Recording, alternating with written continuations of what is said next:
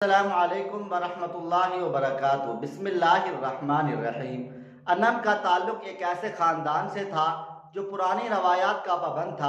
मशरक़ी तहज़ीब की परवादा अनम के ख़ानदान में शादियाँ कम सुनी में कर दी जाती थीं। उनका निकाह भी उनके चचाज़ाद हारिस से हो गया। जब ये निकाह हुआ, अनम की उम्र 12 बरस और रुखसती 3 साल बाद होना करार पाई थी। हारिस तालीम हासिल कर रहे थे। 3 साल बाद जब रुखसती का वक्त आया, हारिस के चचा ने अपने बड़े भाई को खत तहरीर किया कि हारिस को मेरे पास इंग्लैंड भिजवा दो ताकि यहाँ रहकर आला तालीम हासिल कर ले। मैं इसके अखराजात की सारी जिम्मेदारी लेता हूँ। ये चचा काफ़ी अरसा से बरतानिया में मुकीम थे और वहाँ खुशहाल ज़िंदगी बसर कर रहे थे। उनके पास रुपए पैसे की कमी ना थी। ज़िंदगी की दीगर सहूलियात उनको हासिल थी। जब हारिस को इल्म हुआ कि चचा उनको बरतानिया बुलवाना चाहते हैं, वो वालिद के सर हो गए। नौजवान थे, लंदन देखने का बहुत शौक था। वहाँ एक अच्छी यूनिवर्सिटी में आला तालीम का मौका भी मिल रहा था। बाप ने मुखालफत भी की कि तुम्हारा निकाह हो चुका है और बहू की रुखसती होना बाकी है, ये मरहला तय हो जाए तो चले जाना। लेकिन वो ना माने कि अभी रुखसती का मामला ना उठाएं, पहले मैं एक चक्कर बरतानिया का लगा आऊँ, फिर अनम को रुखसत करा कर ले आएंगे। यूं वो अपनी मनकूहा को छोड़कर लंदन चले गए। उनके चचा ने वहाँ भतीजे का एक अच्छी यूनिवर्सिटी में दाखिला करा दिया और तमाम अखराजात की जिम्मेदारियां भी संभाल ली। एक आला तालीमी इदारे में पढ़ने का मौका मिला था। इस मौके से फ़ायदा ना उठाना बेवकूफ़ी थी। उन्होंने मनकूहा और रुखसती वाला किस्सा भुला दिया और जी जान से तालीम के हसूल में लग गए। कहते हैं जो वहाँ आ जाता है वहीं का होकर रह जाता है। बरस पर बरस गुजरते चले गए। इन्होंने तालीम हासिल की लेकिन वापस लौटने का नाम न लिया। कभी भूल कर भी अपनी मनकूहा का ख्याल ना किया। वहाँ की रंगीनियों में पूरी तरह गुम हो गए। वक्त तेजी से गुजरता रहा। हारिस एक गोरी हसीना की दोस्ती में ऐसे खोए कि अनम की याद बाकी ना रही। इन्होंने इस होश रुबा से शादी कर ली। हारिस ने अपनी अंग्रेज बीवी पर यह आश्कार न होने दिया कि वतन में उनकी एक तायाजाद उनके निकाह में है और इंतजार कर रही है कि कब बालमा आएगा और उनको ब्याह कर अपने घर के आंगन का सिंगार बनाएगा। हारिस ने अपनी शादी को अनम के घर वालों से छुपाए रखा। वालिदैन को इल्म हुआ तो वो भी मसलहतन चुप रहे कि जाने गोरी औरत से शादी कब तक कायम रहती है। आखिर लौट कर बुद्धू घर को आते हैं। ऐसा ना हो अनम के घर वाले जज्बात में आकर निकाह खत्म करने का मुतालबा करते हैं। हालांकि ऐसा न था। उनके हालात जो भी हों, बेटी को तलाक नहीं दिलवाते थे। इस वाक़े के 6 बरस बाद हारिस वालिदैन से मिलने आए लेकिन होटल में ठहरे, एक रात घर आए और फिर चले गए थे। ये बात अक्लमंदों के लिए इशारा काफ़ी है। ये बात उनकी समझ में आ गई। इन्होंने ऐसा क्यों किया? दरअसल वो अपनी शादी के राज का अफशा न चाहते थे और उनके वालिदैन को भी अभी तक यही खौफ लाहक था कि देखिए ये ऊँट किस करवट बैठता है, ऐसा ना हो कि अनम के वालिदैन बिगड़ जाए। ऐसा कुछ ना हुआ। गौरी और हारिस साहब की खूब बन गई और निबाह होता रहा। उनके 3 बच्चे हो गए, 2 बेटे और 1 बेटी। बेटी के नाम शहजाद और मुराद थे। बेटी का नाम मरियम रखा गया। बाप मरियम पुकारते थे मगर माँ उसे मारी कहती थी। हारिस साहब ने लंदन में भी अपनी रवायात का ख्याल रखा। बच्चों की परवरिश मशरकी खतूत पर करने की हद्दुल कोशिश की थी। ये अमल उनकी नेक नीति पर मबनी था कि वो चाहते थे बच्चे मगरबी तहजीब की वजह से बेरारवी का शिकार न हो जाएं। वो भी अपनी मशरकी इक़दार से भी वाकिफ हों। उनके लिए बच्चों पर रोक टोक रखते। ये बात उनकी बीवी मैरी को कतई पसंद ना आई। अगर मियाँ बीवी में इख्तलाफ होता तो बस इस बात पर कि वो बच्चों को फजर के वक़्त जगा कर नमाज का तरीका सिखाते, अपने साथ जाए नमाज पर खड़ा करते। मैरी कहती वो उनको सुकून से उनकी मर्जी के मुताबिक ज़िंदगी गुजारने नहीं देते। कुछ अरसा उन्होंने बीवी की मुखालफत की परवाह न की। जब बच्चों को बेजार होते देखा तो उनके हाल पर छोड़ दिया। इधर कुछ रिश्तेदारों ने नाना और नानी को समझाया कि कब तक जवान लड़की को बगैर रुखसती बिठाए रखोगे, बेहतर होगा तलाक ले लो और कहीं और रिश्ता कर दो, क्योंकि निकाह हुआ है, रुखसती तो नहीं। वो बेवफा लौट कर ना आएगा, आया भी तो अनम को ना अपनाएगा क्योंकि वहाँ वो अपने बच्चों में खुशो खरम जिंदगी गुजार रहा है। बात तो सही थी। वालिदैन ने बेटी से राय ली। अनम राजी ना हुई। कहा कि उम्र भर ऐसी ही रहूंगी, तलाक नहीं लूंगी। आप लोग मुझे मेरी किस्मत के हवाले कर दें, अल्लाह ताला कोई बेहतर राह निकाल देगा। वालिदैन बेटी का फैसला सुनकर खामोश रहने पर मजबूर हो गए थे। इधर हारिस लंदन में अपनी अंग्रेज रोजा के हमरा खुशो खुरम जिंदगी गुजार रहे थे। उनको याद ना रहा एक मासूम लड़की उनके निकाह में बंधी उनके नाम पर जिंदगी के दिन गुजार रही है। वक़्त पर लगाकर उड़ता रहा। हारिस का बेटा शहजाद 12 वर्ष का, मुराद 10 वर्ष का और मरियम 8 साल की हो गई। जब तक बच्चे कम सुन थे वो बाप का कहना मान लेते थे।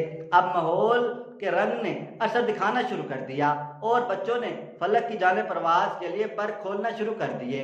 ये चारों साल हारिस के लिए बड़े कठिन थे। जो जो उनकी औलाद जवान हो रही थी वो आज़ादी के मतवाले होते जा रहे थे। एक दिन वो आया कि बेटे और बेटी बिल्कुल उनके इख्तियार में ना रहे। वो जब चाहते अपने दोस्तों के हमरा चले जाते। लड़कों ने लड़कियों से ऐसी दोस्तियां कर रखी थी कि जिनका तस्वर ही एक पाकिस्तानी वालिद के लिए सुहाने रूह था। जबकि बेटी जो अब 16 वर्ष की हो गई थी अपने बॉयफ्रेंड को घर लाने लगी।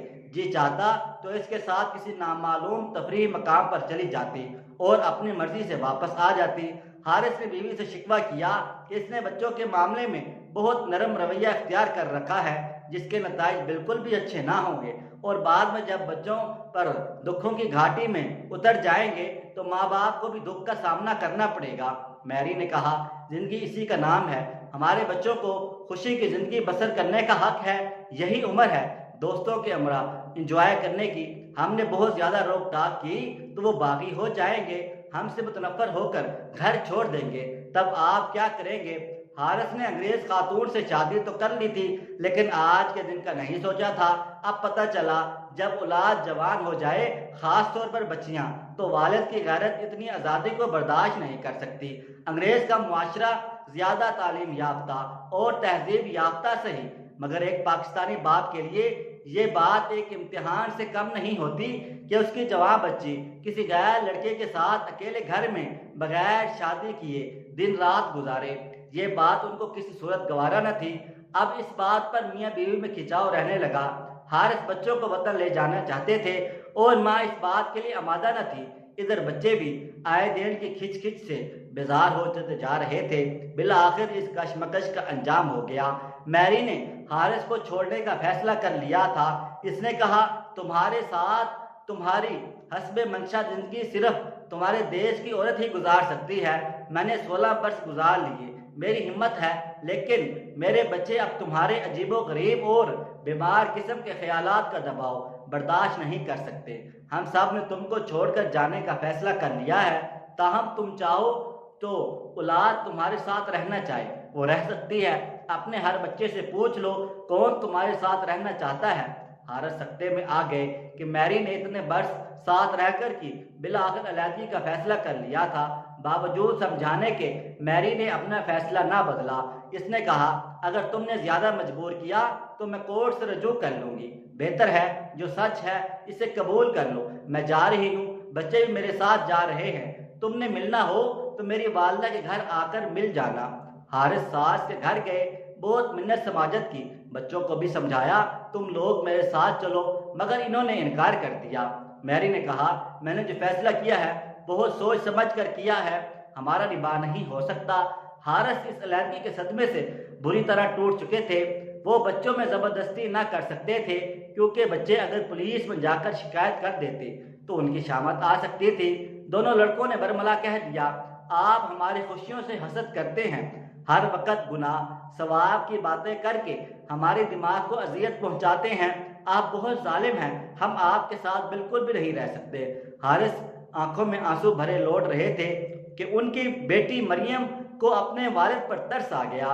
डैडी, मैं इस शर्त पर आपके साथ चलूंगी, जब कहूंगी मुझे यहाँ वापस ले आएंगे। वो उसे लेकर घर आ गए, लेकिन लड़की बहुत परेशान थी। वो माँ के बहुत ज़्यादा करीब थी। 2 दिन बमुश्किल बाप के पास रही। हारिस ने महसूस किया वो अकेली बेटे के हमरा नहीं रह सकेंगे। दोस्तों ने मशवरा किया कि बच्ची को किसी तरह राजी करो अपने वतन के लिए और उसको लेकर पाकिस्तान चले जाओ, बेटों को लंदन में रहने दो। बाप ने बेटी से बात की कि मैं चाहता हूँ हम कुछ अरसा पाकिस्तान चल कर रहें क्योंकि तुम्हारी वालदा की अलहदगी के फैसले से मैं बहुत ज़्यादा मगमून और डिस्टर्ब हो गया हूँ। अगर तुम कुछ दिनों के लिए मेरा साथ दोगी तो मैं इस सदमे की कैफियत से निकल सकता हूँ, नॉर्मल हो जाऊँगा, तो तुम माँ के पास वापस आ जाना, चाहे तो लौट जाना। पाकिस्तान में तुम अपने ददियाली रिश्तेदारों, दादा दादी, फुफ्फी, चचा सबसे मिल सकोगी। इन लोगों से मिलोगी तो तुमको बेहद खुशी होगी, क्योंकि वो भी तुम्हें देखना और तुमसे मिलना चाहते हैं। बच्ची थी, वो बाप की बातों में आ गई। उसने माँ से इजाज़त मांगी तो मैरी ने रोका नहीं। वो समझती थी कि बेटी बाप से ही उतना प्यार करती है जितना उससे। वो ये भी जानती थी कि मरियम अगर वहाँ उदास हुई तो हारिस बेटी को वापस ले आएगा। वो बेटी को ज़बरदस्ती अपने वतन में रहने पर मजबूर नहीं कर सकता। ददियाल से मिलने और पाकिस्तान देखने के शौक में मरियम हारिस के हमरा आ गई। बच्ची का इस्तकबाल ददियाली रिश्तेदारों ने खूब जोशो खरोश से किया और बहुत सारा प्यार दिया। मरियम यहाँ आकर खुश हो गई। हारिस ने तमाम अहवाल अपने वालिदैन के गोश गुजार कर दिया। तब उनकी माँ ने याद दिलाया, 25 वर्ष से भी ज्यादा के अरसे से तुम्हारी मनकूहा यहाँ तुम्हारा राह देख रही है। अपनी खुशियों में ऐसे खोए कि उस मासूम लड़की का तुमको एक बार भी ख्याल ना आया जो इतने अरसे से तुम्हारे नाम पर बैठी है। इसको तलाक देकर आज़ाद भी ना किया। किस बात की सजा दी है? अल्लाह ताला की लाठी बेआवाज होती है। शायद इसी सबब आज ये दिन देखना पड़ा है। बेहतर है इसको रुखसत करा के घर ले आओ और अपना घर फिर से बना लो। इस गोरी को भूल जाओ। बेटी तो है तुम्हारे पास, बेटों की क्या फिक्र, वो तो लड़के हैं। हारिस खामोशी से माँ की बातें सुनी और बोले, माँ मेरी हिम्मत नहीं पड़ती कि ताया अब्बू से जाकर कुछ कहूँ। आप मुनासिब समझती हैं तो बात कर लें। माँ और बाप ने जाकर बड़े भाई से बात की। वो लोग तो पहले राजी ही ना थे। जब उनसे पूछा तो वो बोली, मुझे इसी दिन का इंतजार था। इसने सर तस्लीम खम कर दिया और उसके साबर और शाकिर वालिदैन ने भी भतीजे को माफ कर दिया और सादगी से बेटी को रुखसत कर दिया। अन्नम ने सोचा भी न था कि उसकी जिंदगी में कभी ये दिन भी आएगा, लेकिन अल्लाह ताला हर सब्र करने वाले की जरूर सुनता है। उसने अन्नम के सब्र की भी लाज रख ली। बताता चलूं कि अन्नम मेरी बड़ी खाला थी। वो ब्याह कर हारिस खालू के हमरा लंदन आ गई। पहली बार खालू को एहसास हुआ असल जीवन साथी क्या होता है। घर का आराम और दिल के सुकून से कैसी राहत मिलती है। मरियम के लिए यह अच्छा हुआ। इसने न सिर्फ ददियाल में अच्छा वक्त गुजारा, बतौर नई माँ अन्नम को भी कबूल कर लिया। अब वो कभी अपनी हकीकी माँ के पास चली जाती और कभी बाप के पास लौट आती। खाला अन्नम से हारिस अंकल के एक बेटी और एक बेटा हुए। उनका घर फिर से आबाद हो गया। मैरी ने भी एक पुराने दोस्त से शादी कर ली। लड़कों ने हालात की परवाह न की। वो अपनी ज़िंदगी में खोए हुए हैं, लेकिन मरियम ने बहुत सा असर कबूल कर लिया। वो माँ के साथ खुश रहती न बाप के साथ। उसकी ज़िंदगी दो हिस्सों में बट गई थी। खाला अन्नम ने उसे बहुत ज़्यादा प्यार दिया और कुछ अपने ढब पर भी लाने की हद्दुल इम्कान कोशिश की, लेकिन इसकी आदतें पुख्ता हो चुकी थी। माँ और बाप की अलहदगी के बाद वो पहले जैसी ना रही, बेसुकून रहती थी। इस बेसुकूनी ने यह इलाज ढूंढ लिया कि वो दोबारा अपने बॉयफ्रेंड से मिलने लगी। एक अंग्रेज लड़के की मोहब्बत में गिरफ्तार हो गई तो कम सुने ही में वो पूरी औरत बन गई थी। अपने फैसले खुद करने लगी। एक दिन वो बाप के घर से चली गई और अपने महबूब दोस्त के हमरा रहने लगी। वो बगैर शादी के उसके साथ रहती थी। मेरे खालू की गैरत का जनाजा निकल गया। वो सदमे से निढाल हो गए। तब खाला अनम ने समझाया कि वो जैसी जिंदगी गुजारना चाहती है उसे गुजारने दो। आप इसको रोक नहीं सकते, क्योंकि इस मुआशरे की रवायात हमारे मुआशरे से बहुत मुख्तलिफ है। आप अब अपनी छोटी बेटी का ख्याल रखें। जानता हूँ कि मेरी छोटी बेटी सही राह पर रहेगी, क्योंकि इसकी माँ तुम हो, लेकिन बड़ी को भी मैं नहीं भुला सकता। इसका गम मुझे मारे डालता है। ये पहले सोच लेना चाहिए था जब अंग्रेज औरत से शादी की थी।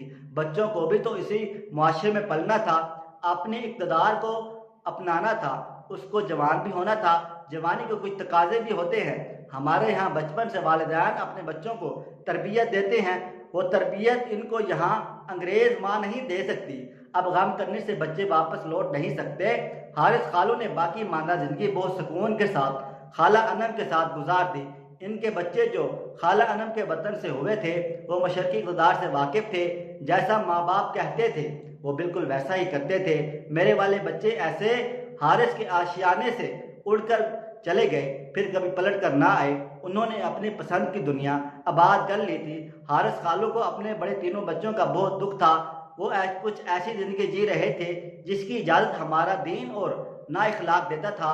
लड़के ने बगैर शादी औलाद पैदा कर ली और लड़कों में से एक ने अपने जैसे लड़के के हमरा ज़िंदगी की इख्तियार कर ली थी।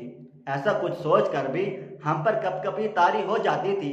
आजकल जो हमारे हम वतन वहाँ रहते हैं वो पहले जाकर आबाद होने वालों से यूँ बेहतर हैं कि इन्होंने पिछले तजुर्बात से बहुत कुछ सीख लिया है। वो अब अपने बच्चों की अखलाकियात पर बहुत ज़्यादा तवज्जो दे रहे हैं। ये कहानी उन दिनों की है जब पाकिस्तान नया नया बना था और बरतानिया जाना निस्बतन आसान था। तब तारकीन वतन का वहाँ जाकर बसने का शौक़ भी नया नया था। लिहाजा कुछ लोगों ने अपनी औलाद को पेश आने वाले मसाइल के बारे में पेशगी ना सोचा, तभी ऐसी कहानी ने जन्म लिया। आज अल्लाह ताला का शुक्र है हमारे हम वतन दूर अंदेशी से काम ले रहे हैं और मशरकी इक़दार को रोशनास करवाने में कम ही कोताही बढ़ती जा रही है। मैं फिर भी ये बात ज़रूर कहूँगा, हमारे हमवतनों को दियारे गैर में जीवन साथी का इंतखाब करते वक्त बहुत ज़्यादा सोचना समझना चाहिए ताकि उनके आने वाली नस्लें पर मज़ीद परेशानियाँ और का शिकार ना हो और वह बुढ़ापे में तन्हाइयों के अजाब से भी बच जाए। दोस्तों, वीडियो पसंद आई है इस वीडियो को लाइक करें, शेयर करें। अगर आपने अभी तक मेरा चैनल सब्सक्राइब नहीं किया हुआ तो इसको अभी के अभी सब्सक्राइब कर लें। साथ में बेल आइकन को भी ज़रूर प्रेस कर लीजिएगा ताकि नई अपलोड होने वाली हमारी वीडियोस को नोटिफिकेशन आपको बर वक्त मिलता रहे। मुझे अगली वीडियो तक इजाज़त दें। अल्लाह हाफिज़।